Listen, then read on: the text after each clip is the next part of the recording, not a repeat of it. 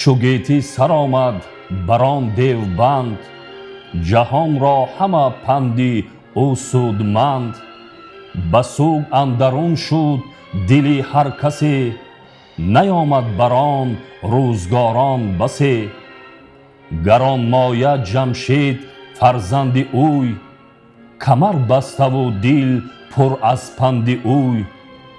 برآمد بران تخت فروخ پدر، به رسم کیان بر سرش تاج زر. کمر بسته با فر شاهنشاهی، جهان گشته سر تا سر او را رهی. زمانه برآسوده از داوری، به فرمان او دیو و مرغ و پری. جهان را فزوده بدو آبروی، فروزان شده تخت شاهی بدوی. منم گفت با فره ایزدی، همم شهریاری و هم موبدی.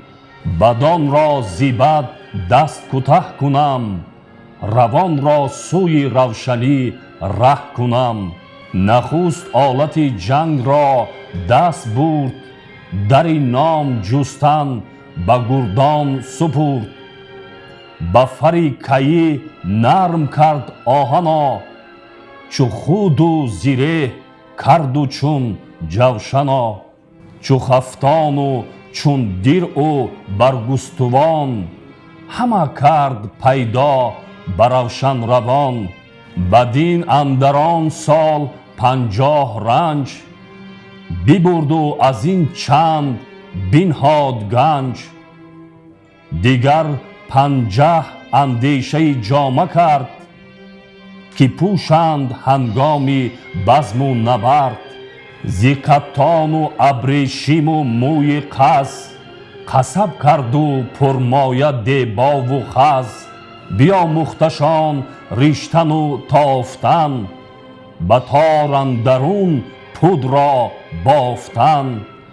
چو شد بافته شستن و دوختن، گرفتند از او یک سر آموختن. چو این کرده شد سازی دیگر نهاد، زمانه بدو شاد و او نیز شاد.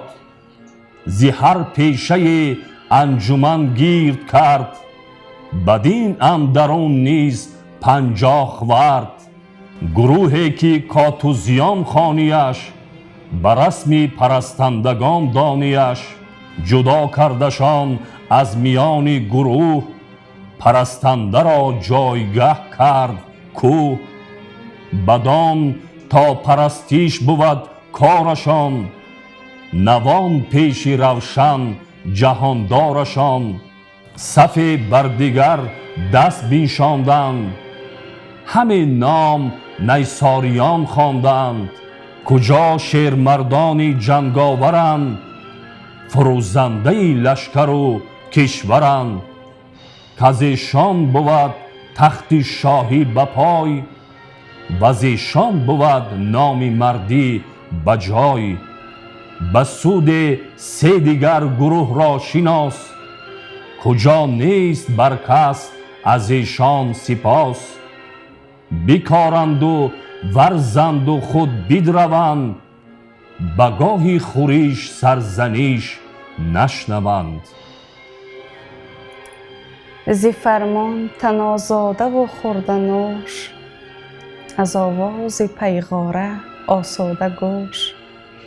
تن آزاد و آباد گیتی بدوی، برآسوده از داور و گفت و گوی. چی گفت آن سخنگوی آزاد مرد، که آزاد را کاهلی بنده کرد. 4 که خوانند اهت و خشی، همان دست ورزانی با سرکشی. کجا کارشان همگنان پیشه بود، روانشان همیشه پراندیشه بود. بدین اندرون سال 50 نیز، بخورد و بورزید و بخشید چیز. از این هر یکی را یکی پایگاه، سزاوار بگزید و بنمود را. که تا هر کس اندازه خویش را، ببیند و دانند کم بیش را. بفرمود پس دیو ناپاک را به آب اندر آمیختن خاک را. هر آنچه از گیل آمد چو بشناختند، سبک خشت را کالبد ساختند.